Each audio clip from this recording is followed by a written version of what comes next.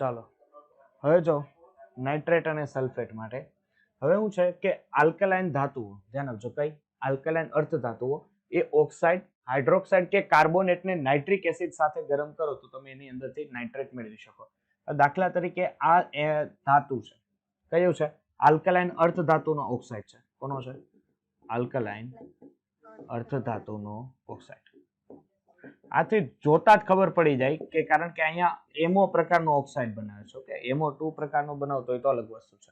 એની nitric acid સાથે તમે પ્રક્રિયા કરાવો છો. કોની યારે? નાઇટ્રિક એસિડ સાથે. નાઇટ્રિક એસિડ સાથે રિએક્શન કરો એટલે પહેલી વસ્તુ કે આની બે સંયોજનનો ભાગ છૂટા પડે. ક્યાં ક્યાં? કે સર એક H+ અને એક NO3-. હવે આના M ઉપર કયો ચાર્જ હોય? સર +2 હોય અને ઓક્સિજન ઉપર કયો ચાર્જ હોય? -2. એટલે આની અંદરથી M1 ધાતુનો નાઇટ્રેટ બને જેના ઉપર +2 ચાર્જ અને અહીંયા 2 થશે એટલે અહીંયા H2 અહીંથી છૂટો પડે. સેમ રિએક્શન જો ધાતુનો હાઇડ્રોક્સાઇડ હોય, ધાતુનો શું હોય? હાઇડ્રોક્સાઇડ હોય, તો આ ધાતુનો હાઇડ્રોક્સાઇડ પણ એમો ધાતુ સાથે પ્રક્રિયા કરીને નાઇટ્રેટ જ બનાવે. એટલે HNO3 સાથે રિએક્શન કરે અને MnO3 ટ્વાઇસ જ બનાવે પણ H2O છૂટું પડે. જો ધાતુનો કાર્બોનેટ હોય તો એ પણ નાઇટ્રેટ સાથે રિએક્શન કરીને નાઇટ્રિક એસિડ સાથે રિએક્શન કરીને નાઇટ્રેટ બનાવે છે. હવે ધ્યાન આપજો ખાસ એક વસ્તુ કે હાઇડ્રેટ નાઇટ્રેટ ક્ષારને ગરમ કરતા કેવા? હાઇડ્રેટેટ. હાઇડ્રેટેટ એટલે કે એવો ક્ષાર કે જેની અંદર પાણી હોય એને ગરમ કરતા તે નિર્જળ બનતા નથી પરંતુ વિઘટન પામીને અનુવર્તી ઓક્સાઇડ નાઇટ્રેટ અને ઓક્સિજનમાં રૂપાંતરણ થાય. હવે દાખલા તરીકે તમારી પાસે હાઇડ્રેટ નાઇટ્રેટ છે એટલે કે MnO3 ટ્વાઇસ છે. હવે આ નાઇટ્રેટ છે એ હાઇડ્રેટેટ છે. હાઇડ્રેટેટ એટલે શું થશે ખબર છે? કે એની અંદર પાણીના મોલેક્યુલ્સ અમુક અંશે હાજર હોય. પાણી અમુક અંશે હાજર હોય. હવે પાણી જો અમુક અંશે હાજર હોય એટલે તમે શું કહો કે સર એને તમે હીટ કરો એટલે નિર્જલીકરણ થઈને પાણી દૂર થઈ જવું જોઈએ.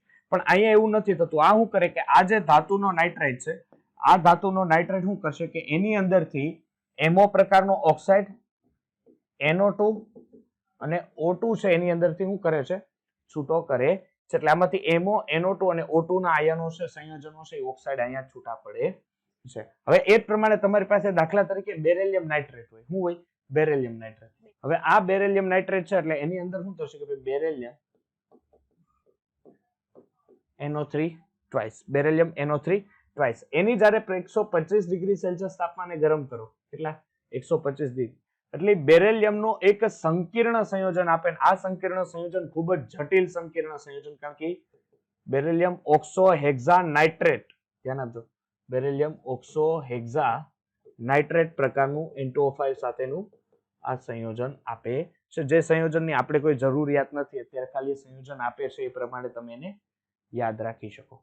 ચાલો પછી છે સલ્ફેટ. હવે સલ્ફેટ સંયોજનો શું છે કે આલ્કલાઇન અર્ધ ધાતુ તત્વો અથવા તેમના ઓક્સાઇડ હાઇડ્રોક્સાઇડ અને કાર્બોનેટની H2SO4 સાથે પ્રક્રિયા કરવાથી એનો અનુવર્તી સલ્ફેટ બને છે. ઓબ્વિયસલી જે પ્રમાણે તમે નાઇટ્રિક એસિડ સાથે પ્રક્રિયા કરીને નાઇટ્રેટ બનાવતા સેમ એ જ પોઝિશનમાં તમારે સલ્ફ્યુરિક એસિડ સાથે રિએક્શન કરીને શું બનાવવાનું છે? સલ્ફેટ. એટલે દાખલા તરીકે H2SO4 શું કરશે? H2SO4 છે આના ઉપર કયો ચાર્જ છે? Sir +2 charge. H ના બે ભાગ પડે H+2 અને SO4 -2. ડન. અહીંથી ધાતુ છે એ આ સલ્ફેટ સાથે રિએક્શન કરશે એટલે MSO4. બરોબર છે? MSO4 બને કેમ સર? આના ઉપર -2 ચાર્જ આના ઉપર +2 ચાર્જ એટલે આપણે કોઈને એક સાથે ગુણાકાર કરવાની જરૂર નથી. ચાલો એ જ પ્રમાણે અહીંયા ધાતુનો હાઇડ્રોક્સાઇડ હોય તો ધાતુનો હાઇડ્રોક્સાઇડ H2SO4 સાથે રિએક્શન કરે. કોની સાથે? H2SO4 સાથે. સર આની ઉપર મેટલ ઉપર +2 ચાર્જ હોય, OH ઉપર -1 એવા 2 OH. ડન. H2SO4 ના બે ભાગ પડે 2H+ અને SO4 -2. શું કરશે?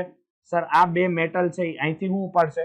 SO4 તો અહીંથી બનશે MSO4 પ્લસ અહીંથી સર 2H+ અને 2OH- શું બનશે? Sir 2 mall of H2. 2 mall of H2 અહીંયાથી શું કરશે? રિલીઝ કરે છે. હવે જો બેરેલિયમ છે, મેગ્નેશિયમ છે, કેલ્શિયમના સલ્ફેટ જલીય ક્ષાર તરીકે સ્ફટિકીકરણ પામે.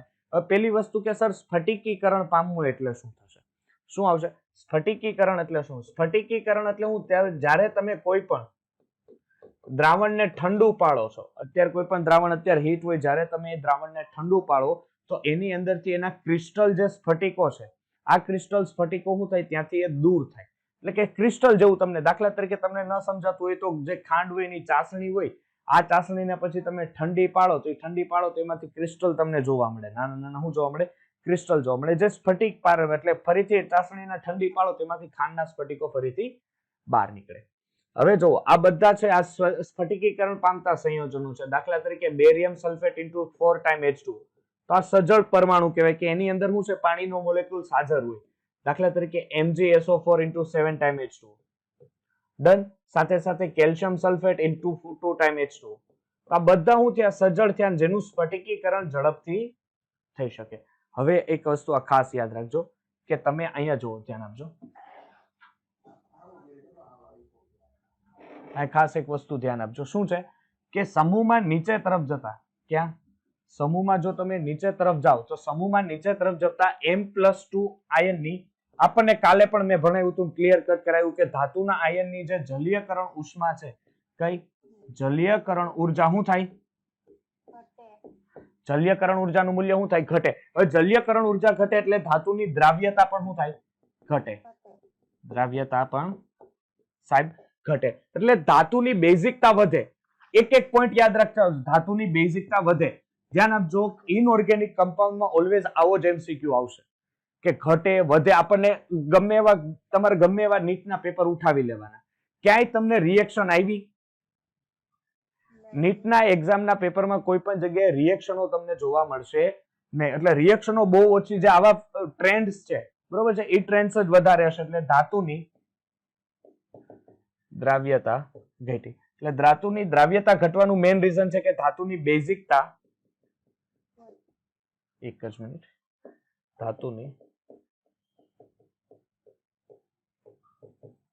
ધાતુની બેઝિકતા વધવાથી ઉષ્મીય સ્થાયીતા શું થાય, વધે.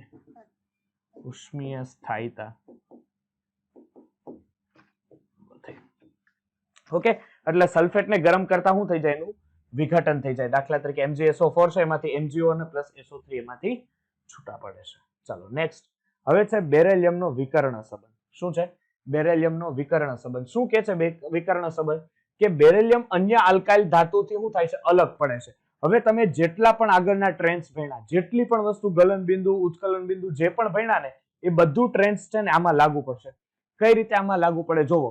હવે દાખલા તરીકે અહીંયા બેરેલિયમ છે, આ શું છે, બેરેલિયમ 2 મે કે સ્ટ્રો 2 રે. રેડી? 2 મે કે સ્ટ્રો 2 રે. હવે આ જે તત્વ દેખાય છે તમને, બેરેલિયમ દેખાય છે, સમૂહના જે બાકીના તત્વો છે, આ સમૂહના બાકીના તત્વથી શું થાય છે, કઈક અંશે છૂટું પડે છે. કઈ રીતે છૂટું પડે? પહેલી વસ્તુ, બેરેલિયમનું કદ કેવું હોય, નાનું હોય. નીચે તરફ જતા કદમાં વધારો થાય. ચાલો, ફર્સ્ટ પોઈન્ટ. બીજી વસ્તુ કે બેરેલિયમ તેના સમૂહના સખત હોય ને, જેમ ઊંચા ગલન બિંદુ, ઉત્કલન બિંદુ તરફ. આપણે જોયું કે સર સમૂહમાં ઉપરથી નીચે તરફ જતા ગલન બિંદુ અને ઉત્કલન બિંદુ ઘટે. ડન. બીજો પોઈન્ટ કે બેરેલિયમ ઊંચા તાપમાને પાણી સાથે પ્રક્રિયા કરતું નથી, જ્યારે બાકીના બધા તત્વો ઊંચા તાપમાને પાણી સાથે પ્રક્રિયા કરે. ત્રીજો પોઈન્ટ કે બેરેલિયમ એ હાઇડ્રોજન સાથે સીધી પ્રક્રિયાથી હાઇડ્રાઇડ બનાવતું નથી. આપણને ખબર છે કે BH2 પ્રકારનું જે અનસ્ટેબલ કમ્પાઉન્ડ હોય, યાદ છે? હવે જો BH2 પ્રકારનું અનસ્ટેબલ કમ્પાઉન્ડ હોય તો આ BH2 પ્રકારના અનસ્ટેબલ કમ્પાઉન્ડમાં ખબર હોય તો તમને કે B હોય તો એની અંદર આવું કંઈક મેં ભણાવ્યું હતું, યાદ છે? જેની અંદર શું હોય, 3 કેન્દ્ર હોય અને કોઈ પણ 2 જગ્યાએ શું હોઈ શકે, 2 ઇલેક્ટ્રોન. દાખલા તરીકે એક અહીંયા અને એક અહીંયા, એટલે 3 કેન્દ્ર હોય અને 2 ઇલેક્ટ્રોન હોય. 2 કેન્દ્ર અને 3 કેન્દ્ર અને 2 ઇલેક્ટ્રોન હોય. બીજી વસ્તુ કે બેરેલિયમ સહસંયોજક સંયોજનો છે અને નીચે તરફ જતા, હવે જો ઓબ્વિયસલી મેં પણ તમને એક શીખવાડ્યું હતું કે બેરેલિયમ છે એનામાં ઇલેક્ટ્રોન ગુમાવવાની ક્ષમતા ઓછી છે. બેરેલિયમમાં ઇલેક્ટ્રોન ગુમાવવાની ક્ષમતા ઓછી છે. ઇલેક્ટ્રોન ગુમાવવાની જો ક્ષમતા ઓછી હોય તો એ કોઈ પણ સાથે પ્રબળતાથી ભાગીદારી ન કરે, અને જો પ્રબળતાથી ભાગીદારી એ ન કરતો હોય તો એનો મિનિંગ ચોખ્ખો શું થાય કે સર એ સહસંયોજક બંધમાં જાય. જેમ નીચે તરફ જાવ એમ ઇલેક્ટ્રોન ગુમાવવાની ક્ષમતા વધે. ઇલેક્ટ્રોન ગુમાવવાની ક્ષમતા વધે એટલે શું થાય કે રેડિયમ બેરેલિયમ છે એ સૌથી ઝડપી ઇલેક્ટ્રોન ગુમાવે. તો આ સંયોજનો આયનીય વલણ વધારે ધરાવે.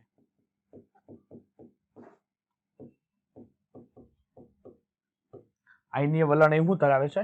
વધારે ધરાવે. બેરિલિયમ કાર્બાઇડ છે એ પાણી સાથે પ્રક્રિયા કરીને મિથેન આપે, જ્યારે અન્ય કાર્બાઇડ છે એ પાણી સાથે પ્રક્રિયા કરીને તમને શું આપે છે? એસિટિલિન. એસિટિલિન એટલે ખબર ને? CH triple bond CH. અને બેરિલિયમ છે, આ બેરિલિયમની કાર્બાઇડ તમે પ્રક્રિયા લ્યો કાર્બાઇડ, તો એની રિએક્શન જ્યારે તમે પાણી સાથે H2O સાથે કરાવો, એટલે H2O સાથે રિએક્શન તમે કરાવો, શું થશે કે સર એમાંથી CH4 છૂટો પડે અને બેરિયમનો ઓક્સાઇડ છે અહીંયાથી સંયોજનોમાંથી છૂટો પડે છે. ડન. ચાલો, બીજા છે કે હવે જો બેરિલિયમ છે, આપણને ખબર છે કે વિકર્ણ સંબંધ એ તમે જોયું આ પાટલા મુદ્દામાં, આ તમે 5 કે 6 મુદ્દામાં તમે એમ જોયું કે બેરિલિયમ એના સમૂહના અન્ય તત્વથી કેમ અલગ પડે. હવે જો આ મુદ્દાઓ છે ને, આ મુદ્દાઓ તો કેવા છે ખબર છે કે નોર્મલી તમે પેલા જોયું, હવે બાકીના તમે એક્સ્ટ્રા તમારે જે પણ મુદ્દાઓ આની અંદર એડ કરવા હોય એ કરી શકો. હવે જો કે ભાઈ આની અરે જો અલગ પણ હોય બેરિલિયમ એના તત્વના જે એના સમૂહના તત્વ છે એનાથી અલગ પણ હોય, તો એની બીજા કોઈ તત્વ સાથે સામ્યતા હોય ને, ઓબ્વિયસલી સર હોય. તો બેરિલિયમની સામ્યતા કોની સાથે છે સર? એલ્યુમિનિયમ સાથે છે. એક એક પોઈન્ટ સમજતા જાજો, તમને MCQ માં વધારે કામ લાગશે. કઈ રીતે કે બેરિલિયમ અને એલ્યુમિનિયમ બે સહસંયોજક છે, કારણ કે આવર્તમાં ડાબીથી જમણી તરફ જતા અધાતુ ગુણધર્મ વધે. કયો ગુણધર્મ વધે? અધાતુ ગુણધર્મ વધે. અને ઇલેક્ટ્રોન જે ગુમાવવાને, એટલે એલ્યુમિનિયમ આમ તમે કહો ને, એટલે એલ્યુમિનિયમ કયો? સમૂહ 13 નું તત્વ. અને સમૂહ 13 નું તત્વ એટલે કે એની ઇલેક્ટ્રોન ગુમાવવાની કે મેળવવાની વૃત્તિ એની પાસે એટલી હોતી નથી. P વિભાગનું પહેલું તત્વ છે, એટલે એને કારણે શું થાય? લગભગ એ સહસંયોજક બંધમાં જ હોય. તો બેરિલિયમ એ સહસંયોજકમાં હોય, એલ્યુમિનિયમ એ સહસંયોજકમાં હોય. ચોથું તો એવું જડી ગયું. વાહ ભાઈ વાહ. સેકન્ડ કે નાઇટ્રિક એસિડ સાથે ઓક્સાઇડનું નિષ્ક્રિય આવરણ બનવાને કારણે બેરિલિયમ અને એલ્યુમિનિયમ બે નિષ્ક્રિય. મેં તમને કીધું હતું, જો તમને કદાચ ભગવાનની દયાથી યાદ હોય કે એના ઉપર ઓક્સાઇડનું પડ આવી રીતના આવી જાય, આવી રીતના જો ઓક્સાઇડનું પડ આવે તો આની રિએક્ટિવિટી છે હવે ઓછી થઈ જાય. એ કદાચ ગમે એવું ઓક્સાઇડનું પડ આવી જાય તો બીજા કોઈ પણ તત્વ સાથે એલ્યુમિનિયમ અને બેરિલિયમ એની રિએક્ટિવિટી કેવી થઈ જાય? ઘણી ઓછી થઈ જાય. થર્ડ છે કે બેરિલિયમ ઓક્સાઇડ અને એલ્યુમિનિયમ ઓક્સાઇડ એ એસિડ અને બેઝ એમ બંને તરીકે વર્તી શકે. જો બેરિલિયમ ઓક્સાઇડ છે HCl સાથે પ્રક્રિયા કરે તો HCl ઉપર કયો વીજભાર? -1, સોરી ક્લોરીન ઉપર -1, હાઇડ્રોજન ઉપર પ્લસ, ઓક્સિજન ઉપર -2, બેરિલિયમ ઉપર +2. શું બનાવશે? Barium chloride. પછી નથી જોતો, પછી H2O બનાવશે. બરોબર છે, એ અહીંયા જોઈન કરશે. બેરિલિયમ છે, હવે અહીંયા એ કયા તરીકે વેરતો? બેરિલિયમ જો તો HCl સાથે પ્રક્રિયા કરતા બેઝ તરીકે. હવે બેરિલિયમ ઓક્સાઇડ છે NaOH સાથે પ્રક્રિયા કરે તો એસિડ તરીકે. શું કરશો? NaOH સાથે પ્રક્રિયા કરે સોડિયમ બેરેટ, જેને Na2BeO2, ઓકે, પ્લસ H2O છે, અહીંયાથી શું કરે છે? સેમ રિએક્શનો સર એલ્યુમિનિયમ અહીં આપે છે, તો જ એની સાથે વિકર્ણ સંબંધ હોય ને. તો Al2O3 હોય, ચલો Al2O3 છે, HCl સાથે પ્રક્રિયા કરો, HCl ઉપર કયો? -1, ક્લોરીન ઉપર +1, એલ્યુમિનિયમ ઉપર +3 અને ઓક્સિજન ઉપર -2. એલ્યુમિનિયમ ને ઉપાડે તો કેટલા એલ્યુમિનિયમ, કેટલા ક્લોરીન લે? સર એલ્યુમિનિયમ 3 ક્લોરીન ઉપાડી લે, AlCl3. ડન. સાથે સાથે શું કરશે? H2O અહીંયાથી છૂટો પડશે. ઓકે, ફરીથી બેરિલિયમ કાર્બાઇડ પાણી સાથે પ્રક્રિયા કરતા CH4 અને એલ્યુમિનિયમ કાર્બાઇડ પાણી સાથે પ્રક્રિયા કરતા CH4 આપે. બેરિલિયમ અને એલ્યુમિનિયમ બંને જલીય દ્રાવણમાં સ્થાયી ફ્લોરો સંકીર્ણ બનાવે. આ એક વસ્તુ ખાસ સંકીર્ણ યાદ રાખજો. આ સંકીર્ણનું કોઈને નામ આવડતું હોય તો પણ મને કહી શકે, એટલે એટલું આપણે કોઓર્ડિનેશન કમ્પાઉન્ડમાં એટલી માથાકૂટ ઓછી. આનું નામ શું થાય?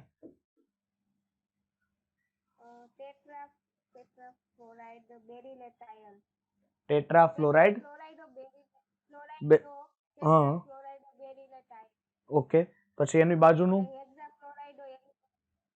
હેક્સાફ્લોરાઇડો એલ્યુમિનેટ. આની ઓક્સિડેશન અવસ્થા +2, આની +3. ઓકે, ચાલો. બેરિલિયમ અને એલ્યુમિનિયમ છે આલ્કલીમાં દ્રાવ્ય થઈને અનુક્રમે બેરિલિયમનો આયન એટલે બેરિલિયમ ઓક્સાઇડ આયન -2 બેરેલેટ આયન અને એલ્યુમિનિયમનો હેક્સા ઓક્સો આયન આ પ્રકારનું તમને સંયોજન બનાવે છે. અને આ સેતુબંધથી પોલિમરિક સંયોજન પણ બનાવી શકે છે. ઓકે, બેરિલિયમ ક્લોરાઇડ અને એલ્યુમિનિયમ ક્લોરાઇડ છે એના સેતુબંધ પણ હોય. ચાલો, કેલ્શિયમ છે અને એના અમુક સંયોજનો છે. હવે એ પેલા આ ગયા સન્ડેની એક્ઝામમાં કેટલા કેટલા માર્ક્સ આવ્યા હતા તમે બધાએ જે એક્ઝામો આપેલી માં કેટલા કેટલા માર્ક્સ આવેલા? હિરલ કેટલા માર્ક્સ આવ્યા બેટા તાર? 440. ઓકે. તુષાર? હે નહોતી આપી? પિનલ? સર એમ તો 297 છે પણ છે ને કઈ તો બી પ્રોબ્લેમ થઈ ગઈ છે તો છે ને કેમેસ્ટ્રીમાં બધા અનઅટેન્ડેડ બતાવતા છે. મેં સરને વાત કરી સાગર સર હું કીધું સરે? સરે હવે ખાલી ઓકે લખેલું છે ખબર નહીં. એટલે અટેન્ડ કરેલા એમાં બધામાં લોચો પડ્યો એવું છે? હા હા ડાયરેક્ટલી કોઈ બતાવતું નથી એમ. ઓકે ચાલો. ઊંધું -1 બતાવતું છે સર. એવું છે કઈ નહીં ચેક કરાવી લઈશ બરોબર. હાલો સુરભી? 512 સર. 512. ઓકે. કુંજ? સર મેં નથી આપી. અચ્છા. પ્રકાશ આપી હતી બેટા તે એક્ઝામ? કેટલા? 338. 538. ઓકે ચાલો. પ્રકાશ 538 છે હાઈએસ્ટ માં. પછી સંતોષ? સંતોષભાઈ ખોવાઈ ગયા લાગે. ઓકે ચાલો. હિમાંશુ તે તો હજી નથી આપી ને? ઓકે ચાલો. જો હવે 532 540 એવા હાઈએસ્ટ માર્ક્સ આવે છે એટલે થોડુંક હજી થોડીક મહેનત કરો કારણ કે આપણને આ વર્ષે ખબર છે 600 એ આપણું ભેગું થાય એમ નથી બરોબર છે ને. આ વર્ષે કઈક 3 આવ્યા છે, આવતા વર્ષે 5 આવશે 720 માં 720 એટલે 500 માંથી 600 કેમ થાય 600 માં 650 કેમ થાય એની તકેદારી ખાસ રાખવી. હવે જો કેલ્શિયમના કેટલાક અગત્યના સંયોજનો અહીંથી જેટલી પણ ચાલુ થાય છે થિયરી બધી બનાવટો ઉપર જ છે એટલે એના એમસી જે પેલે મેકેનિઝમ રિએક્શનો હોય રિએક્શન ઉપર ઓછો ભાર મૂકશો તો પણ ચાલશે બરોબર છે. જેમ બને એમ એટલી પ્રેક્ટિસ વધારે તમે આપણે આના ઉપર કરશે. જોઈએ કે કેલ્શિયમ કાર્બોનેટ છે. હવે આપણને ખબર છે કે સર કેલ્શિયમ કાર્બોનેટ છે આ ચૂનાનો પથ્થર થયો એને તમે 800 થી 1000 ડિગ્રી સેલ્સિયસની વચ્ચે તમે ગરમ કરો છો બરોબર છે. કેલ્શિયમ કાર્બોનેટનું વિભાજન થઈને એમાંથી કેલ્શિયમ ઓક્સાઇડ પ્લસ એની અંદરથી શું છૂટું પડે છે? કાર્બન ડાયોક્સાઇડ છે એની અંદરથી છૂટો પડે છે. Calcium oxide plus carbon dioxide. હવે આ પ્રક્રિયા છે ને પ્રતિવર્તી હોવાથી હવે પ્રતિવર્તી પ્રક્રિયા એટલે શું થશે કે સર એ પ્રક્રિયા પુરોગામી દિશામાં થાય અને પાછી પ્રતિગામી દિશામાં પણ એ પ્રક્રિયા જોવા મળે. એટલે તમે શું થાય કે CO2 ને હવાના પ્રવાહમાં તમારે સતત શું કરવું પડે? ત્યાંથી દૂર કરવો પડે. તમે લસ એટેલિયરનો સિદ્ધાંત ભણેલા છો? લસ એટેલિયરનો સિદ્ધાંત યાદ છે કોઈને? એનીવન લસ એટેલિયરનો સિદ્ધાંત ઇક્વિલિબ્રિયમ જેટલું વપરી જાય. યસ જેટલું ઉમેરો ને એટલું વપરી જાય. યસ. જો લસ એટેલિયરનો સિદ્ધાંત શું કે તમારી પાસે રાસાયણિક પ્રક્રિયા છે. આ રાસાયણિક પ્રક્રિયામાં તમે કોઈ પણ બાહ્ય ફેરફાર કરો, બાહ્ય પરિબળ લાગુ પડાવશો તો આ બાહ્ય પરિબળનો પ્રક્રિયા હંમેશા એનો પ્રતિકાર કરે. પ્રક્રિયા હંમેશા એનો પ્રતિકાર કરે. જો દાખલા તરીકે હું ઉદાહરણ આપું છું તમને લોકોને કે દાખલા તરીકે તમારી પાસે CO2 છે પ્લસ H2 છે. ઓકે. હવે આ પ્રક્રિયાની ભેગી કરીને આ પ્રતિવર્તિત પ્રક્રિયા છે સમજો ને. એટલે એમાંથી CH4 બને છે અને પ્લસ આઈ થિંક મારા ખ્યાલ પ્રમાણે H2 અથવા સોરી આ રિએક્શનની આ સમજો N2 plus H2 it's give 2NH3 એમોનિયાની બનાવટ. અહીંયા 3 મોલ હાઇડ્રોજન. ચાલો બધા ગેસિયસ ફોર્મમાં છે. ઓકે આ ગેસિયસ ફોર્મમાં છે. હવે શું થાય છે અહીંયા જોજો કે આ બાજુ અહીંયા કાંઈ નથી એટલે આ 1 મોલ, અહીંયા કેટલા મોલ સર? આ 3 મોલ. આ કેટલા મોલ સર? આ 2 મોલ. ચાલો હવે પ્રક્રિયાનો આનો ફેરફાર કરું છું કે આ પ્રક્રિયાને હું આપું છું દબાણ. શું આપું છું? દબાણ, પ્રેશર આપું છું. એટલે આ પ્રક્રિયાને જો હું પ્રેશર આપીશ તો પ્રેશર આપે તો લસ એટેલિયરનો સિદ્ધાંત શું કે ઈ ભાઈ વધુ સાંદ્રતાથી ઓછી સાંદ્રતા તરફ ગતિ કરે. કઈ બાજુ? વધુ સાંદ્રતાથી ઓછી સાંદ્રતા. એટલે જ્યારે આ બાજુ 4 મોલ છે અને આ બાજુ 2 મોલ છે તો હવે આ પ્રક્રિયા કઈ દિશામાં જશે સર? આ પ્રક્રિયા જશે પુરોગામી દિશામાં. સાચું ખોટું? ચાલો આ પ્રક્રિયા કઈ દિશામાં ભાગી? પુરોગામી. એટલે એનો શું કર્યો? પ્રતિકાર કર્યો. કોઈ પણ જે તમે બાહ્ય ફેરફાર કરો. હવે આ જે દબાણ વધ્યું દાખલા તરીકે પ્રક્રિયક તરફ વધ્યું તો એ પ્રક્રિયકના દબાણને તમારે સમતોલન કરવા એ શું કરશે કે એ દબાણ સર નિપત તરફ ભાગશે. કઈ બાજુ ભાગશે? નિપજ તરફ. હવે નિપજ તરફ દબાણ ભાગે તો તમારા માટે તો ફાયદાકારક જ છે ને, કારણ કે સર મને તો પ્રોડક્ટ મળે છે, મારા માટે તો જેમ પ્રોડક્ટ વધારે મળશે એમ મારા માટે ફાયદાકારક છે. તો શું આ સમીકરણમાં દબાણનો વધારો આપણા માટે ફાયદાકારક થાય કે ન થાય? આપણા માટે આ ફાયદાકારક છે. કેમ? કારણ કે એ પ્રક્રિયા નિપજ તરફ. હવે જો સેમ વસ્તુ, દાખલા તરીકે આ બાજુ કેલ્શિયમ કાર્બોનેટ. કેલ્શિયમ કાર્બોનેટ કેમાં હોય? સોલિડમાં હોય. પ્રતિવર્તી પ્રક્રિયા છે એટલે calcium oxide solid plus carbon dioxide. હવે પ્રક્રિયક બાજુ કે મોલ છે? ના સર, 0 મોલ છે. નિપજ બાજુ 1 મોલ છે. સર આ તમે મોલ કોના કાઉન્ટ કર્યા? ગેસિયસ માં કાઉન્ટ કર્યા.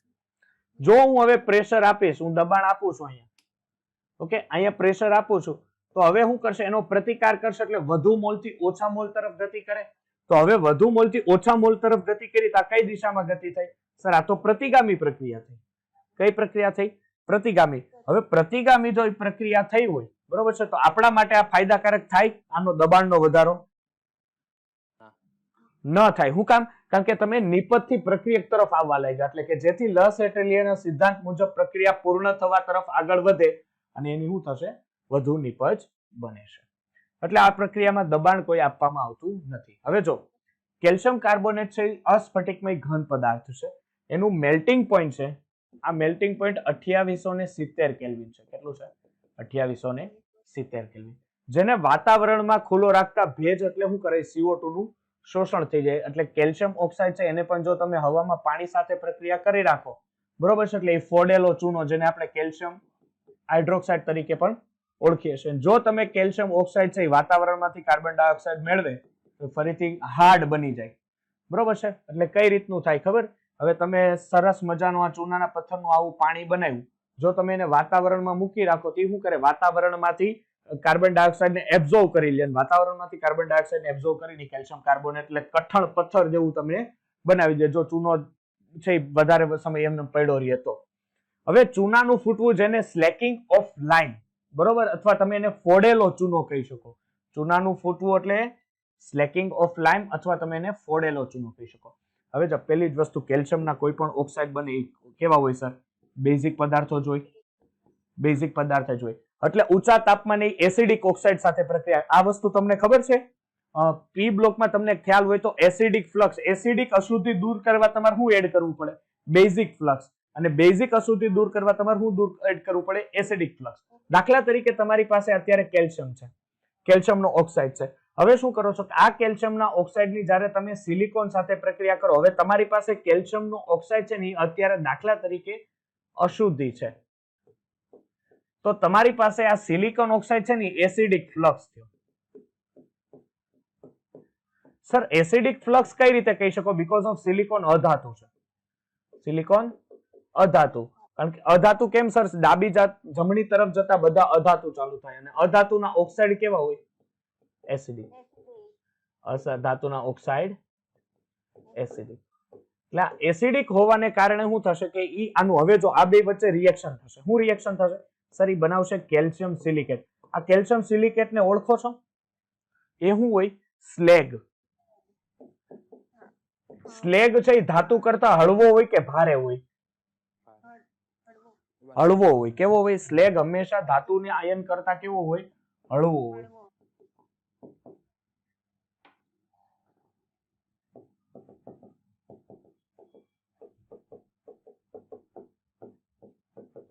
હળવો હોય છે. હવે આ જ પ્રમાણે કેલ્શિયમ ઓક્સાઇડ હોય, જો P4O10, P4O10 છે એ મોનોમર સ્વરૂપ છે કે ડાયમર સ્વરૂપ છે ભાઈ?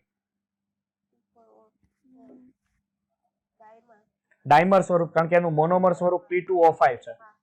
યાદ રાખજો, P4O10 શું છે? એનું ડાયમર સ્વરૂપ છે. P2O4 છે એ મોનોમર સ્વરૂપ છે. નો ખબર પડે તો પૂછજો. ડન. હવે શું કરવાનું છે કે દાખલા તરીકે એની સાથે પ્રક્રિયા કરો એટલે આની અંદરથી ફોસ્ફેટ આયન છૂટો પડે. ફોસ્ફેટ આયન છૂટો પડે એટલે એના ઉપર કયો ચાર્જ હોય? PO4-3. અને અહીંથી કેલ્શિયમ +2 અને ઓક્સિજન -2. કેલ્શિયમ છે એ PO4-3 ને ઉપાડે એટલે કેલ્શિયમ ફોસ્ફેટ બને.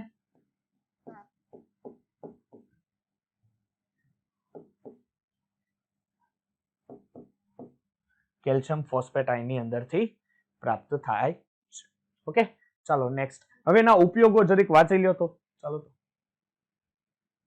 ઉપયોગો ઉપર એક નજર મારી લ્યો કેલ્શિયમના.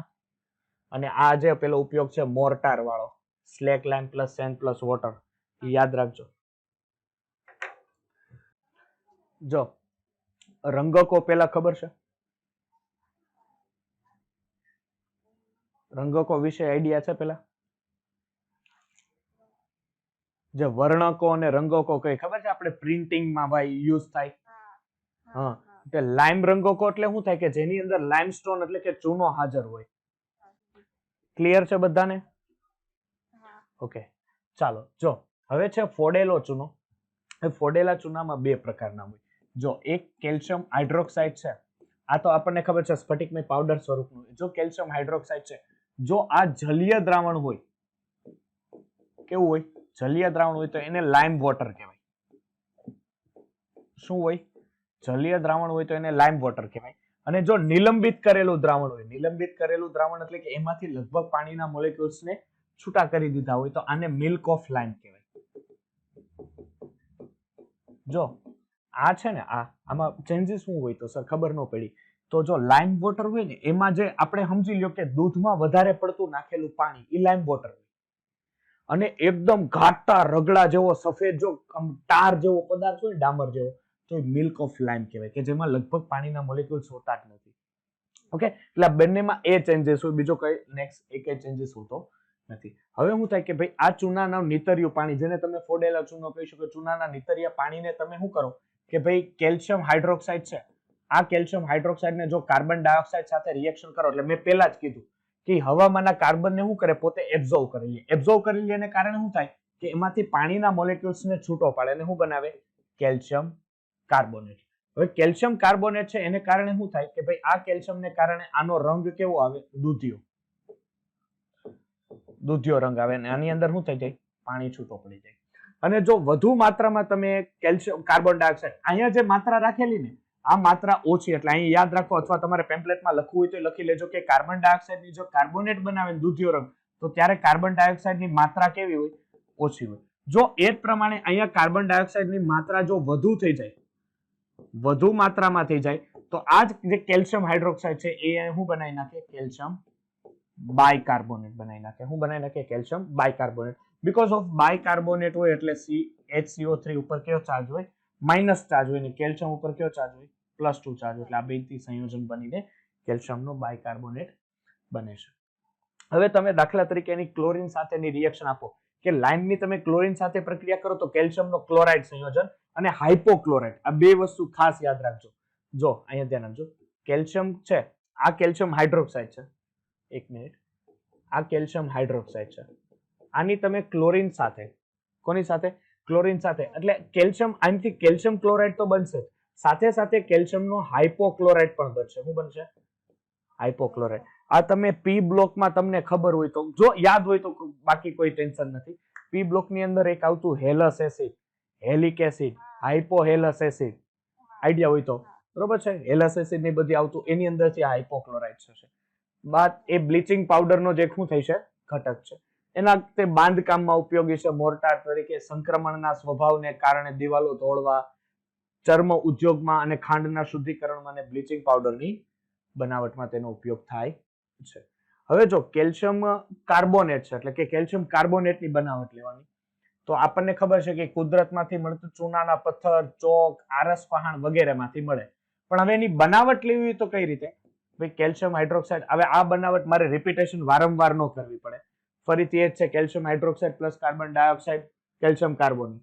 એક વસ્તુ છે, આ જો આ કેલ્શિયમ ક્લોરાઇડ છે એની પ્રક્રિયા નટુ કોથળી સાથે કરો. કોની સાથે? નટુ કોથળી. નટુ કોથળી સાથે કરો એટલે નટુને ગમે ક્લોરીન, એટલે અહીંથી જે સોડિયમ છે અહીંથી છૂટું પડી જાય NaCl. હવે અહીંયા હું વધ્યું સર? કેલ્શિયમ અને કાર્બોનેટ. આ 2 મોલ ઓફ NaCl દૂર થયા તો કેલ્શિયમ કાર્બોનેટ અહીંથી છૂટું પડે.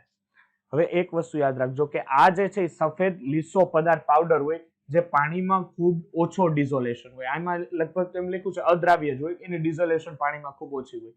હવે જે કેલ્શિયમ કાર્બોનેટ છે, આ કેલ્શિયમ કાર્બોનેટ તમે 1200 કેલ્વિન તાપમાને ગરમ કરો એટલે એમાંથી કેલ્શિયમ ઓક્સાઇડ પ્લસ CO2 એટલે કાર્બન ડાયોક્સાઇડ છે એમાંથી શું થાય છે? રિલીઝ થાય છે. ચાલો, હવે આ છે કેલ્શિયમ કાર્બોનેટ, એની તમે દાખલા તરીકે H2SO4 સાથે રિએક્શન કરાવો. સાહેબ H2SO4 અરે ભાઈ -2 +1 -2 +2 કેલ્શિયમ સલ્ફેટ શું આપશે કેલ્શિયમ સલ્ફેટ એક જ મિનિટ કેલ્શિયમ સલ્ફેટ પ્લસ શું આવશે H2O પ્લસ CO2 હવે એક વસ્તુ યાદ રાખજો મેં આની પહેલા પણ કીધેલું છે કે જ્યાં જ્યાં તમને કાર્બોનેટ દેખાય ત્યાં પહેલા જ એની અંદરથી કાર્બન ડાયોક્સાઇડ ને છૂટો કરી દે ચાલો વેતા થાવ અહીંથી એટલે પહેલું કાર્બન ડાયોક્સાઇડ ત્યાંથી શું કરી દેવાનું છૂટું ઉપયોગો જોઈ લો ચાલો એના કેલ્શિયમ કાર્બોનેટ ચૂનાના પથ્થરના ક્યાંય ડાઉટફુલ લાગતો હોય ઉપયોગોમાં તો જુઓ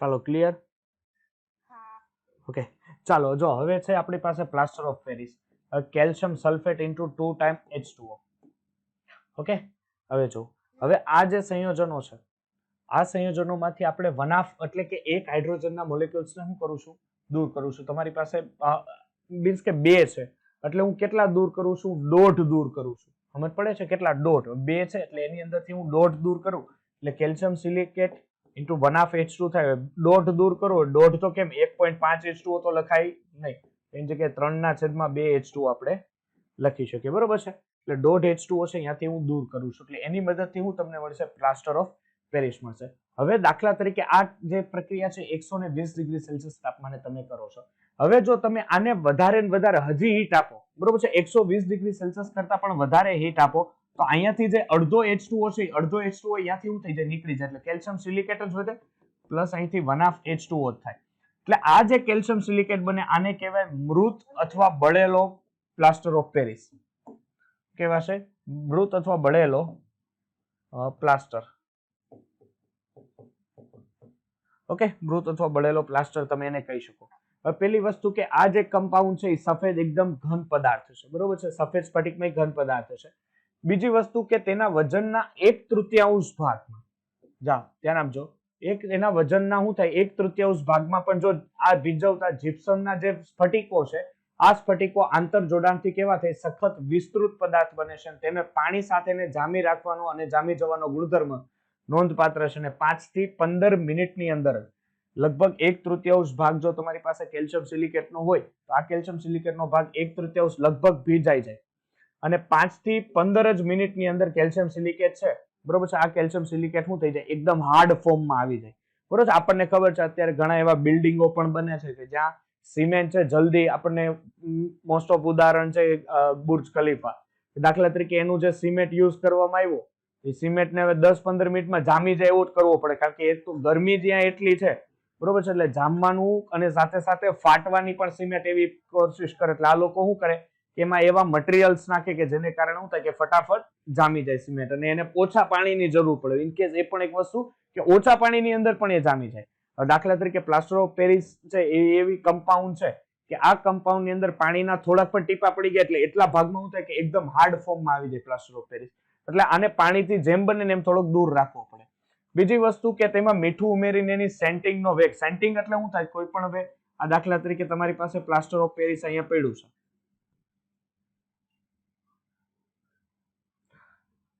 દાખલા તરીકે અહીંયા પ્લાસ્ટર ઓફ પેરિસ આપણે પાત્રમાં પડ્યું છે હવે આ પ્લાસ્ટર ઓફ પેરિસને જે જામવાનો વેગ છે બરોબર છે આ જામવાના વેગને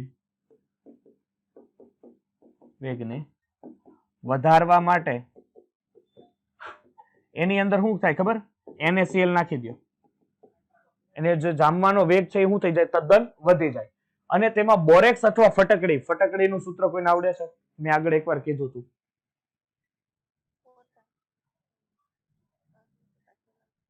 ભૂલાઈ ગયું ઘડીકમાં ફટકડીને બીજું હજી હું હિન્ટ આપી દઉં પોટાશિયમ કહેવાય બોલો સૂત્ર ફટાફટ હા Al2SO4 twice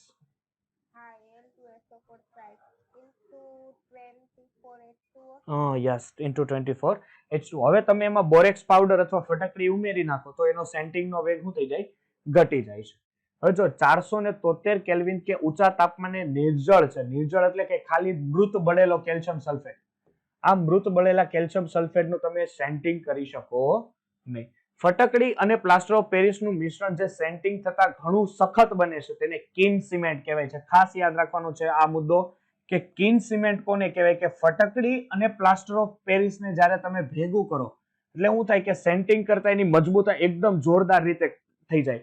એટલે આ જોરદાર રીતે મજબૂતાઈ થાય એને કારણે શું થાય કે એને કીન સિમેન્ટ તરીકે ઓળખાય છે. ત્યારબાદ એનો ઉપયોગો ક્યાં ક્યાં છે? બાંધકામમાં, ફ્રેક્ચર થયેલું હાડકા, તમે લૂલા લંગડા ચાલતા હોય તો સીધા કરવા માટે કઈ કરવા પડે ને એટલે ત્યારે યુઝ થાય. પછી દંત વિદ્યામાં આખો દી પાણીપુરી ને ગોલા ને એવું ખાઈ ખાઈને મંચુરિયમ ખાઈ ખાઈને દાંત કરી નાખ્યા બાંસતીના તો એ ચોકટા ગઈઢા થઈ જાઓ ત્યારે શું કરશું? દાંતમાં રહે જ નહીં. તમે તો ડોક્ટર બનવાના.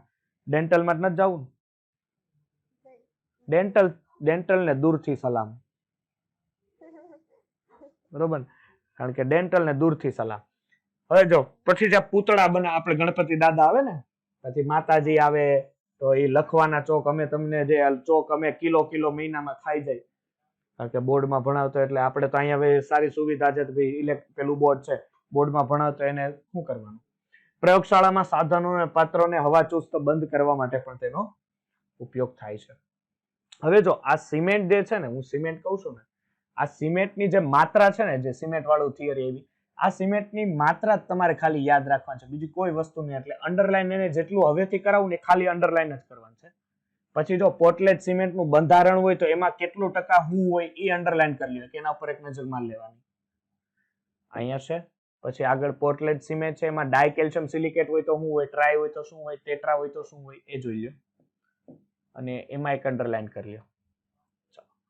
એટલે પોર્ટલેન્ડ સિમેન્ટની મટીરીયલ કેટલા પર્સન્ટેજ કેટલું છે એ જ યાદ રાખવાનું છે. એમાં વધારે કઈ ડીપમાં જવાની જરૂર નથી. હવે જો કે સિમેન્ટની બનાવટ તમે સિમેન્ટની બનાવટ કઈ રીતે લેશો? હવે એક વસ્તુ યાદ રાખજો કે આપણને ખબર છે કે એમાં બે પ્રકાર છે લાઇમસ્ટોનની મદદથી, ક્લે અને જીપ્સમ. ઓકે ચાલો શું કરો કે ભાઈ કેલ્શિયમ કાર્બોનેટ છે એનું પહેલા વિભાજન કરો. કેલ્શિયમ કાર્બોનેટનું વિભાજન કર્યું એટલે sir calcium oxide plus carbon dioxide. આ કેલ્શિયમ કાર્બોનેટને અહીંયા ઉપાડો એટલે કેલ્શિયમ ઓક્સાઇડ પ્લસ એની અંદર સિલિકા નાખો. શું નાખો? સિલિકા. સિલિકા નાખશો એટલે એની અંદરથી કેલ્શિયમ ઓક્સાઇડ ઇન્ટુ SiO2 જેને લગભગ તો સ્લેગ જ કહેવાય પણ આ રીતનું એ અલગ સ્વરૂપનું સંયોજન બને છે. અથવા આ પદાર્થ છે જે લાઇમસ્ટોન અને માટીને રોટરી ભઠ્ઠીમાં ઊંચા તાપમાને ગરમ કરતા લાઇમસ્ટોનમાંથી મળેલ કેલ્શિયમ ઓક્સાઇડ અને માટી શું થઈ જાય પીગળે ને આ પ્રક્રિયા કરી ઈટ જેવો સખત પદાર્થ બનાવે જેને સિમેન્ટ ક્લિંકર કહેવાય છે. કેવું કહેવાય છે? સિમેન્ટ. તો જો તમને પ્રશ્ન પૂછે કે ભાઈ સિમેન્ટ ક્લિંકર છે સિમેન્ટ ક્લિંકર કેની મદદથી બને? ભાઈ રોટરી ભઠ્ઠીની અંદર. કેમાં? રોટરી ભઠ્ઠીની અંદર તમારે શું કરવાનું છે? લાઇમસ્ટોન અને માટીના મિશ્રણને એડ કરવાનું છે એની મદદથી સિમેન્ટ ક્લિંકર અને એ જ કેલ્શિયમ ઓક્સાઇડ પ્લસ L2O3 હોય ઇન્ટુ Fe2O3 હોય આ પ્રક્રિયા ભેગી કરીને એક સંયોજન calcium oxide into L2O3 into Fe2O3 એમાંથી પ્રાપ્ત થાય છે. ચાલો હવે જો આ મિશ્રણને શું કરવાનું? મિશ્રણને 2 થી 5 મિનિટ એમાં ઠંડુ પાડવાનું. પછી એમાં જીપ્સમ અથવા ચિરોડી બરોબર છે જેને તમે કેલ્શિયમ સિલિકેટ ઇન્ટુ 2 ટાઈમ્સ જો આમાં કન્ફ્યુઝન ન થતા આ જીપ્સમ કહેવાય અને આને પ્લાસ્ટર ઓફ પેરિસ કહેવાય. ઉપરનું છે જીપ્સમ છે નીચેનું છે પ્લાસ્ટર ઓફ પેરિસ છે એટલે કન્ફ્યુઝન ન થવું જોઈએ એમાં. હવે એમાં ચિરોડી ઉમેરી એને લગભગ 1300 આ જો આ શું છે? ક્લિંકર સિમેન્ટ છે. આ ક્લિંકર સિમેન્ટમાં શું કરવાનું કે ભાઈ અરાઉન્ડિંગ 3% જેટલું 2 થી 3% જેટલું તમારે એની અંદર શું ઉમેરી દેવાનું છે? Gypsum calcium silicate of plus 2 time of H2. શું કરવાનું? હવે એને 1773 કેલ્વિને રોટરી ભઠ્ઠીની અંદર ગરમ કરવાનો છે. એટલે અહીંથી જે પદાર્થ મળે એને 350 મેશ. 350 મેશ એટલે શું થાય કે તમે ઘરે પેલું જોયું છે તમારા ઘરે મમ્મી સાફ કરતા હોય પેલામાં આપણે એને શું કહીએ શબ્દ અત્યારે સાફ કરવાનું જે પણ તમને કહે ઘઉં કેવું સાફ કરતા એટલે આ મેશ હોય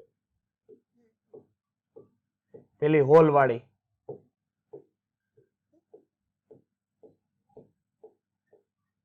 બરોબર છે. મેશ માંથી શું કરવાનું? સાફ એટલે જે મોટા મોટા દાણાઓ કે છે એ બધું શું થઈ જાય ત્યાંથી દૂર થઈ જાય. અને જીપ્સમ ઉમેરવાથી સિમેન્ટનો જે સમય છે સેન્ટિંગનો સમય એટલે કે એને જામવાનો જે સમય છે એ પણ શું થાય વધી જાય. એટલે જીપ્સમ છે એ ટ્રાય કેલ્શિયમ એલ્યુમિનિયમ સાથે પ્રક્રિયા કરીને કેલ્શિયમ સલ્ફો એલ્યુમિનેટ્સ એટલે કે સેન્ટિંગ ને શું કરે છે? ધીમું પાડે છે. કારણ કે હવે માન હવે તમે સિમેન્ટનો કોઈ પણ ઘર બનાવો, માલ બનાવવો છે, સિમેન્ટનો તમે ધીરે ધીરે માલ બનાવ્યો કે ભાઈ એમાં આપણે દિવાલ પર ચોંટાડશું. હવે ચોંટાડવા જાવ તો સિમેન્ટનો માલ જામી જાય. તો એક ભાઈ એમ તો હાલે ને, નકર હવે ત્રીજા માળે હોય તો ઉપર જાય પાછો સિમેન્ટનો માલ જામી જાય, વળી પાછો બનાવવાનો.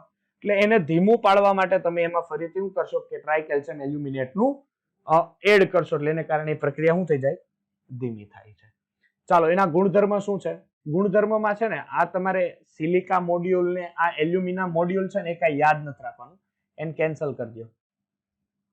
બરોબર છે? સિલિકા મોડ્યુલ કે એલ્યુમિના મોડ્યુલ છે ને જેને એન અને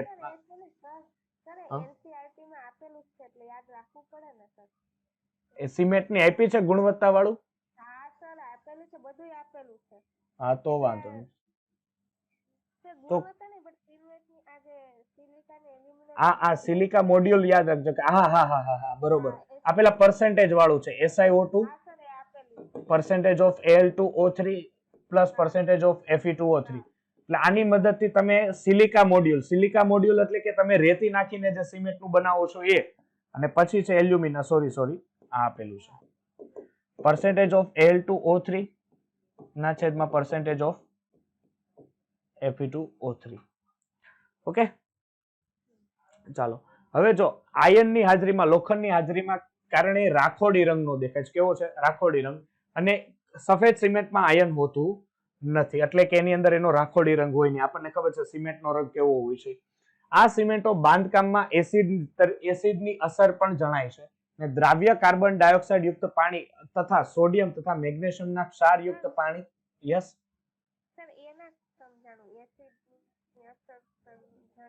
જો આ સિમેન્ટના બાંધકામો ઉપર એસિડની અસર જણાય. હવે શું થાય કે દાખલા તરીકે તમારી જે પાણી છે, તમે આ એક બીમ બનાવ્યો સર, આમાં આપણે સિમેન્ટ એડ કર્યો. હવે તમે આ સિમેન્ટને બીમ બનાવ્યો એટલે એને કારણે શું થાય કે તમે પાણી એડ કરો. હવે દાખલા તરીકે તમારું પાણી છે એ pH ઓછી pH વાળું પાણી છે, એટલે આ pH છે એની 7 કરતા ઓછી છે, એટલે થોડુંક એસિડિક પાણી છે. હવે આ pH વાળું પાણી તમે જ્યારે આના ઉપર છાંટો એટલે આપણને ખબર છે કે સિમેન્ટની અંદર આયર્ન છે. ઓકે, સિમેન્ટની અંદર શું છે? આયર્ન છે. તો આ આયર્ન શું કરશે? એસિડ સાથે પ્રક્રિયા કરીને એને એ સિમેન્ટને શું કરશે? નબળો પાડશે. અથવા આપણને ખબર છે કે એની અંદર જે સળિયા નાખેલા છે એ પણ લોખંડના બનેલા હશે. તો એને કારણે શું થાય કે એસિડ વાળું પાણી આવે ને, એટલે ખબર છે ઘણીવાર તમને એવું ઘર એવા થઈ ગયા હોય કે ઉપર ધબ્બા પડી ગયા હોય, બરોબર છે, જેને આપણે કહીએ પાણી ચડવું ને બીમ છે નબળા પડી જાય, કારણ કે ક્ષાર વાળું, સતત ક્ષાર વાળું પાણી એમાં અંદર એડ થતું હોય, એટલે એને કારણે. ચાલો, દ્રાવ્ય કાર્બન ડાયોક્સાઇડ યુક્ત પાણી તથા સોડિયમ અને મેગ્નેશિયમ ક્ષાર યુક્ત પાણી સિમેન્ટની ગુણવત્તાને શું કરે છે? અસર કરે. મેં પહેલા જ કીધું કે ક્ષાર વાળું પાણી હોય કે એવું ખરાબ પાણી હોય કે જેની pH 7 કરતા ઓછી હોય, એવા પાણીથી તમે જો છંટકાવ કરો છો કોઈ પણ સાથે, તો એ તમારા સિમેન્ટ છે એની ગુણવત્તાને શું કરે છે? નબળું પાડે છે. દરિયાઈ પાણી તો છટાય નહીં. આપણે ઘર બનાવતા નવું દરિયાઈ પાણી છાંટો તો એ ક્ષાર વાળું પાણી છે, તે સિમેન્ટને શું કરે છે? એ નબળો પાડે છે, એના સ્ટ્રેન્ટિંગના ગુણધર્મને ખોરવે છે.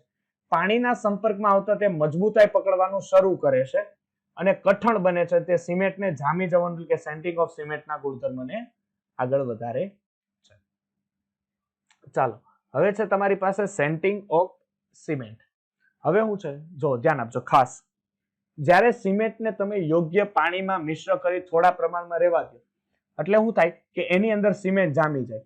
એટલે શું થાય? તેનું કારણ સમઘટકોને અણુઓની જલીયકરણ તેમજ પુનઃ ગોઠવણી થઈ જાય. આપણને ખબર છે કે સિમેન્ટ તમે બનાવ્યો હોય, એ સિમેન્ટને થોડુંક પાણી નાખો ને વધારે આમ છાંટા રાખો પાણી, એટલે થોડા સમયમાં શું થઈ જાય કે એ પાણી સંપૂર્ણપણે એ સિમેન્ટ છે એ પાણીને એબ્ઝોર્વ કરી લે. એબ્ઝોર્વ કરી લે એને કારણે શું થાય? એ જામી જાય. એટલે calcium oxide into Al2O3 plus 6 time H2O. 6 time H2O એટલે ઘણા પ્રમાણમાં પાણીના મોલ્સ વધી ગયા. તો શું થાય? આ calcium oxide into Al2O3 into 6 time H2O, આને કારણે શું થાય? એકદમ આ કઠણ પદાર્થ બની ગયો. શું બની ગયો? કઠણ. હવે એવું જરૂરી નથી કે અહીંયા એલ્યુમિનિયમનો જ ઓક્સાઇડ હોઈ શકે. આ કેલ્શિયમ ઓક્સાઇડ છે SiO2 સાથે એટલે કે સિલિકા સાથે પણ પ્રક્રિયા કરીને 6 મોલ ઓફ H2O યુઝ કરી calcium oxide into silica into 6 time H2O, જેને કોલેડિયલ જેલ તરીકે પણ એટલે કે એક હાર્ડેસ્ટ ફોર્મનો છે એક પદાર્થ કહી શકીએ એને. હવે તમારી પાસે આખું જે સંકીર્ણ છે કેલ્શિયમ ઓક્સાઇડ ધ્યાન આપજો સર, આ Al2O3 ના SiO2 ના Fe2O3 વાળા તો આ બધા સિમેન્ટના અલગ અલગ પદાર્થ પ્રકાર છે. ઓકે, એટલે બધાય પાણી સાથે પ્રક્રિયા કરીને કોલોઇડલ જેલ તરીકેનું સંયોજન બનાવી શકે. એટલે Al2O3 into 6 times H2O.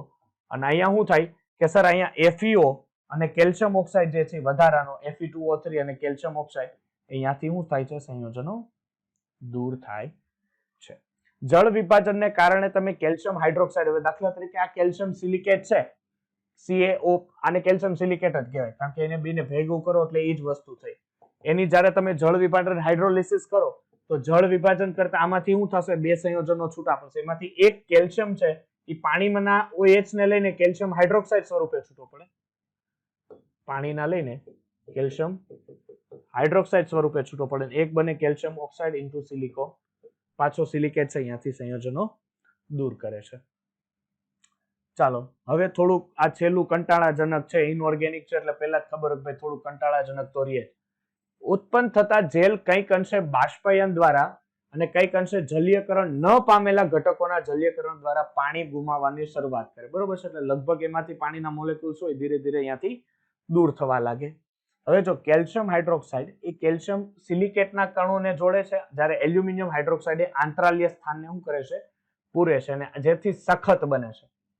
Done. બીજી વસ્તુ કે સેન્ટિંગની પ્રક્રિયા ઉષ્માક્ષેપક. હવે પેલી વસ્તુ, જ્યારે તમે સિમેન્ટ હોય, સિમેન્ટ અથવા ચૂનાનો પથ્થર તમે પાણીમાં નાખો, એમાં તમે પાણીમાં હાથ નાખો એટલે તમારા હાથમાં ગરમાહટ અનુભવાય. એટલે શું થાય કે આ પ્રક્રિયા જ્યારે પાણીના મોલેક્યુલ સાથે જાય એટલે એમાંથી શું થાય, ઉષ્મા એમાંથી દૂર થાય. અથવા ઘણીવાર ચૂનાનો પથ્થર, ચૂના હોય એ તમે હાથમાં લાગ્યું એટલે થોડુંક હીટ આપે, તમને ગરમ કરે. બરોબર છે, એટલે એ વસ્તુ છે. અને પ્રારંભિક આપણે એમ કહી શકીએ કે મજબૂતાઈ 1 દિવસ અને સંપૂર્ણ મજબૂતાઈ 7 દિવસની અંદર. એટલે જ આપણે શું કરીએ ખબર છે કે જ્યારે કોઈ સ્લેબ ભરાય કે મકાન બનતો એટલે સતત એને પાણી આપવામાં આવે, જેને કારણે શું થાય કે જેટલું સિમેન્ટ પાણી એબ્ઝોર્વ કરશે ને એટલું જે સખત બનશે. નકર સિમેન્ટ જે બનાવ્યું ને દિવાલ એ ફાટી જવાના ચાન્સીસ વધારે થાય.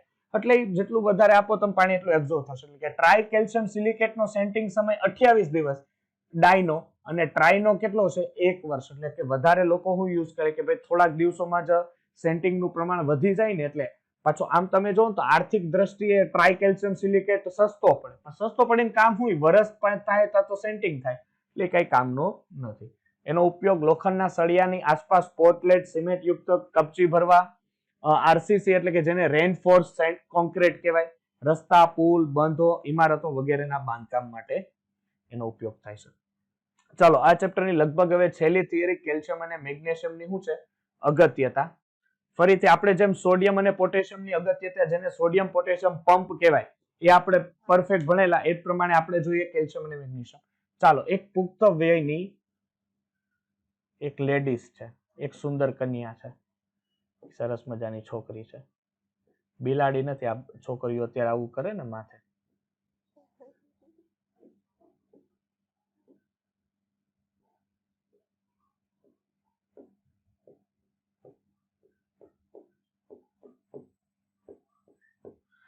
સુંદર કન્યા છે.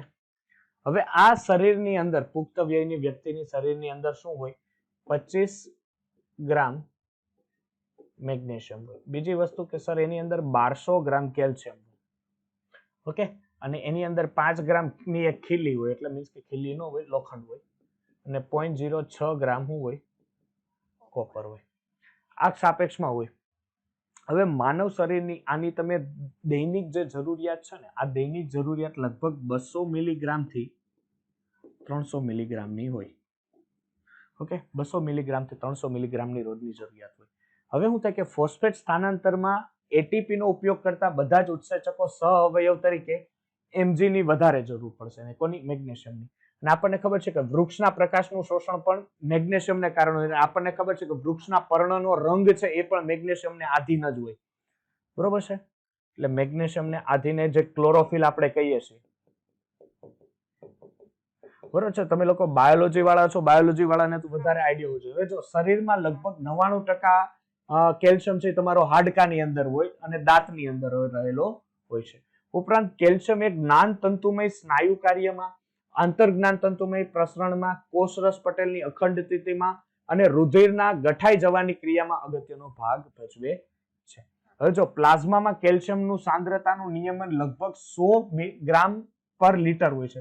આ યાદ રાખજો, પ્લાઝમાની અંદર બરોબર છે કેલ્શિયમનું જે સ્થાનાંતર છે એ 100 ગ્રામ એટલે મીન્સ કે મિલીગ્રામ પર લીટર જેટલું હોય છે, એટલે ઘણું ઓછું. તે અંતઃસ્ત્રાવો જેમાં કેલ્સિટોનિન અને પેરાથાઇરોઇડ વગેરે છે. હવે જો હાડકું છે નિષ્ક્રિય અને બદલાતો ન હોય તો તેવા પદાર્થ નથી, પરંતુ સતત ઓગાળતો જતો અને માણસમાં 400 મિલીગ્રામ પર ડે ના પ્રમાણથી પુનઃ નિક્ષેપિત એટલે કે રીડિપોઝિટ પામતો પદાર્થ છે. એટલે એ એક એવું વસ્તુ નથી કેલ્શિયમ કે ભાઈ વધતું જ જાય, એમાં ઘસારાને કારણે ઘટતો જાય અને એક દિવસની અંદર એક માણસની અંદર 400 મિલીગ્રામ કેટલો 400 મિલીગ્રામ નવો કેલ્શિયમ છે એ પાછો હાડકામાં એડ થતો જતો હોય, બરોબર છે. એટલે આ પ્રકાર છે. હવે આપણને ખબર છે કે આપણા શરીરને આપણે જ્યારથી સર ફિલ્ટર વાળું પાણી પીએ છીએ, તો આપણા શરીરમાં પગ સાંધાનો દુખાવો, પગનો દુખાવો, વિટામિન B12 એ બધું છે, બરોબર છે. આ બધાની ઉણપ આવવા મળે. પહેલું રીઝન એ છે કે આપણે ફિલ્ટર વાળું પાણી પીએ છીએ. ફિલ્ટર શું કરે કે સર આપણા પાણીમાં રહેલા આ જેટલા પણ મિનરલ્સ છે, આ મિનરલ્સને શું કરે સંપૂર્ણપણે દૂર કરે. હવે દૂર કરે એને કારણે શું થાય કે તમને પાણી કડવું લાગે, કારણ કે મિનરલ્સ બધા નીકળી ગયા હોય. હવે આ તમે કદાચ આપણે ગામડે ગયા હોય ત્યારે જે પાણી વાળતા હોય જે પેલું આપણે એને ધોરિયું કહીએ શબ્દ, કદાચ તમે સાંભળ્યું હોય તો, પાણી જેમાંથી પસાર થતું હોય ને ખેતરમાં જતું. હવે એ પાણી તમે પીવો એટલે કેટલું મીઠું હોય, કારણ કે જમીનને ટચ થઈને આવે એટલે લગભગ મિનરલ્સ એની અંદર હાજર હોય. તો એ મિનરલ્સ કેંગેન વોટરની જરૂર ન પડે, હું તો એમ કહું છું. એટલે એટલા મિનરલ્સ વાળા એ પાણીઓ હોય છે. ચાલો હવે જો આલ્કલાઇન અર્થ ધાતુઓનો શું આપ્યા છે તમને ઉપયોગ આપ્યા છે, બરોબર. ઉપયોગ ઉપર નજર મારી લો ત્યાં આપણે MCQ ચાલુ કરી દઈએ. ચાલો પહેલું MCQ શું આવશે, ચાલો ચાલુ કરો MCQ. 1 થી 10 જોવો, હું કરાવું છું હમણાં, બરોબર. ચાલો પેલામાં શું આવશે, ઇપ્સમ સોલ્ટ એ કોનો છે, ચાલો બધા હો, તુષાર, હિમાંશુ, સંતોષ, પ્રકાશ, ચાલો ફટાફટ.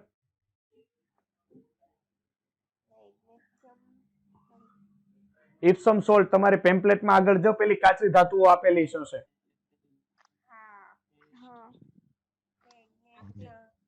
MgSO4 7H2O. MgSO4 MgSO4 into 7 times H2O શું કહેવાશે આને, Epsom salt. ઇપ્સમ સોલ્ટ. તો શું આવશે મેગ્નેશિયમ સલ્ફેટ, ઓપ્શન એ. ચાલો બીજો તમારે જ લડવાનું છે, તમે જેટલા MCQ જાતે સોલ્વ કરશો એટલું વધારે આવડશે. નીચેનામાં પૈકી કયો ખનિજમાંથી રેડિયમ મેળવે છે, એટલે રેડિયમ મેળવવા માટે તમારે રેડિયમની કાચી ધાતુ જોવી પડે. રેડિયમની કાચી ધાતુ શું છે, હેમેટાઇટ છે નહીં, લાઇમસ્ટોન નહીં, પિંચ બ્લેન્ડ અને રૂટાઇલ છે, તો શું આવશે પિંચ બ્લેન્ડ. ચાલો સેલેસાઇટ છે, નીચેનામાંથી કોનું ખનિજ છે સેલેસાઇટ, સ્ટ્રોન્શિયમ. Very good. ચાલો નેક્સ્ટ શું છે, ડોલોમાઇટ. આ ડોલો ઓલું નથી લેવાની હો ભાઈ, હા ડોલો 650 mg પાવરની ડોલો લઈ લઈને પછી હેરાન થાય. ચાલો ડોલોમાઇટ કરો ફટાફટ, ટાઈમ પાસ નહીં દીકરા. CaCO3 MgCO3. ચાલો નીચેનામાંથી કયું મેગ્નેશિયમ માટે સાચું છે, તે સોડિયમ કરતા વધુ ઇલેક્ટ્રોપોઝિટિવ છે. જો તો ઇલેક્ટ્રોપોઝિટિવ એટલે શું કહેવાય કે ઝડપથી ઇલેક્ટ્રોન ગુમાવવાની વૃત્તિ, તો મેગ્નેશિયમમાં વધારે હોય સોડિયમ કરતા. એમ મેગ્નેશિયમ સોડિયમની સાપેક્ષમાં મેગ્નેશિયમ ઝડપી ઇલેક્ટ્રોન ગુમાવે. હા તો વિચાર કરો. હાલો નીચેનો ઓપ્શન, તે જલીય મેગ્નેશિયમ ક્લોરાઇડનું વિદ્યુત વિભાજનથી મેળવાય. તે પ્રબળ રિડ્યુસિંગ એજન્ટ છે અને તેના વિકર્ણ આવર્ત કોષ્ટકમાં સમૂહ 2 ના ગોઠવાયેલ તત્વ બોરોન સાથે રાસાયણિક ગુણધર્મ મળતું આવે છે. મેગ્નેશિયમનો વિકર્ણ સંબંધ હોય ન હોય, તે કેવો છે, પ્રબળ રિડ્યુસિંગ એજન્ટ છે.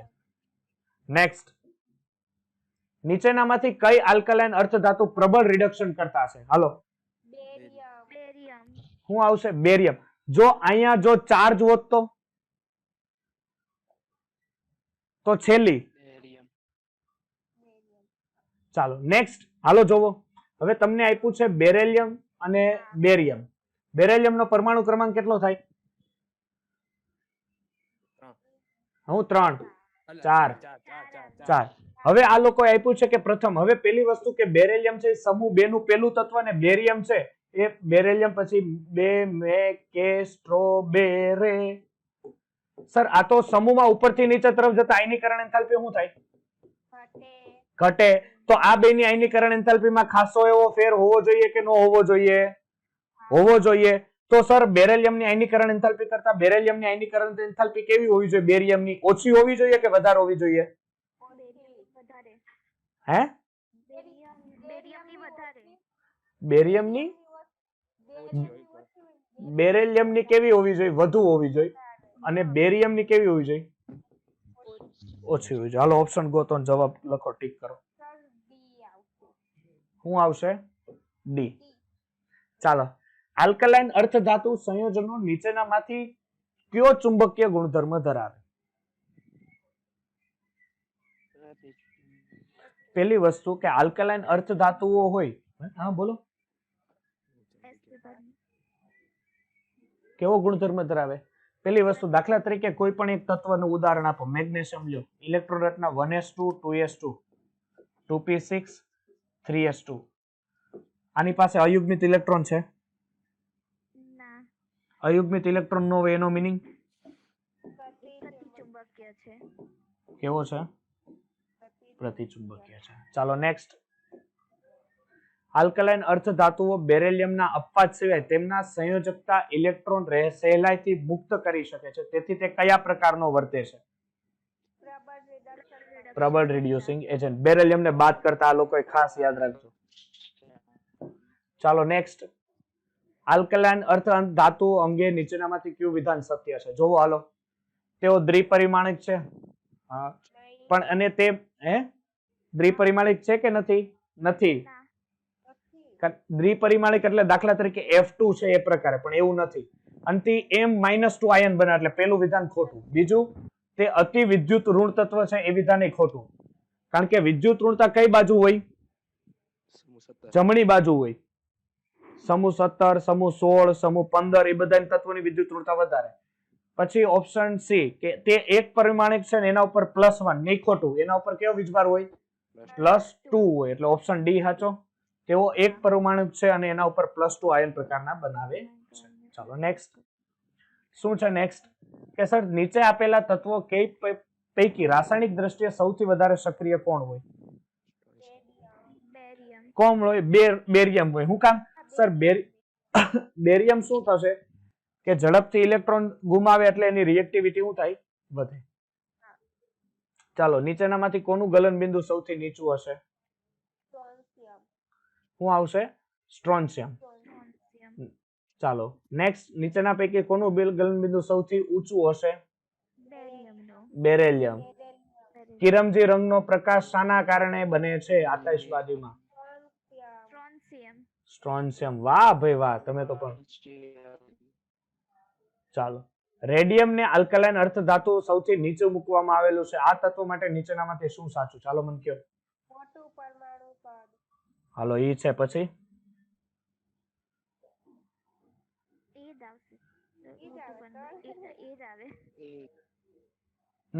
સૌથી ઓછું વિદ્યુત ધન એટલે ડી તો આવે નહીં, સી નો આવે. લઘુત્તમ ઘનતા ધરાવે છે એનું કોઈ ડિપેન્ડન્ટ નથી, એવું ન હોય, કારણ કે સમૂહની અંદર પણ ઘણા એવા છે. એટલે ઓપ્શન એ. ઓકે, ચાલો નેક્સ્ટ. જોવો તો નીચેનામાંથી કયો ક્ષાર જ્યોત કસોટી આપતો નથી? કારણ કે બેરિલિયમ અને મેગ્નેશિયમ ના રંગ નથી હોતા, ખબર છે ને? બેરિલિયમ અને મેગ્નેશિયમ ના રંગ ન હોય. ચાલો, નીચે સૌથી વધુ વિશિષ્ટ ઉષ્મા ધરાવતી ધાતુ જણાવો. બેરિલિયમ. આ ક્રમ છે, યાદ રાખજો. હજી હું છે ને આવતા મંડે પણ આનું હવે ટ્રેન્ડ્સ બધા ભણાવવાનો છું. જેટલા પણ આના ટ્રેન્ડ્સ આવશે એટલે ખાસ એ મંડે નો લેક્ચર મિસ આઉટ નહીં કરતા, કારણ કે એમાંથી હું ટ્રેન્ડ્સ એટલે કેવા હશે જો આવા જ હશે. દાખલા તરીકે આ હવે આ રીતનું છે કે બેરિલિયમ છે પ્લસ વીજભાર, સમજો બેરિલિયમ, મેગ્નેશિયમ, સ્ટ્રોન્શિયમ ને બેરિયમ. હવે આવા ટ્રેન્ડ્સ હું તમને અહીંયા લખાઈ ગયા હશે. તમારે ખાલી શું કરવાનું છે કે આમાં જોવાનું, સર ડાબીથી જમણી તરફ જતા હું વધે, જમણીથી ડાબી તરફ જતા હું ઘટે. એ વસ્તુના આખા ટ્રેન્ડ્સ મેં બનાવેલા છે. એ ટ્રેન્ડ્સ આપણે આવતા મંડે જોશું. હવે ચાલો એમસીક્યુ માં અહીંયા સુધીમાં કોઈ પણ ડાઉટ રહેશે તો હજી હું એમસીક્યુ પણ કરાવીશ, અને ખાસ આવતા મંડે માં એસ બ્લોક એલિમેન્ટ્સ આખું રહેશે. બરોબર છે. ઇનઓર્ગેનિક નું હવે લગભગ હું ફિઝિકલ હજી સાહેબનું ફિઝિકલ કેમિસ્ટ્રી ચાલે છે એટલે હું 12માનું એવું લાગે ને તો 12માનું ફિઝિકલ કેમિસ્ટ્રી હું ચાલુ કરી દઈશ. બરોબર છે. સોલિડ સ્ટેટ કા ઇલેક્ટ્રોકેમિસ્ટ્રી છે એ હું ચાલુ કરી દઈશ. અને બીજી વસ્તુ કે આના એમસીક્યુ હજી હું કરાવવાનો છું. હજી આ એમસીક્યુ આટલા જ નહીં ચાલે, બધી 2માંથી લેવલ 1 ના બધા એમસીક્યુ કરાવી ખાલી તમારે એપીએમટી નીટ કરવાનું છે.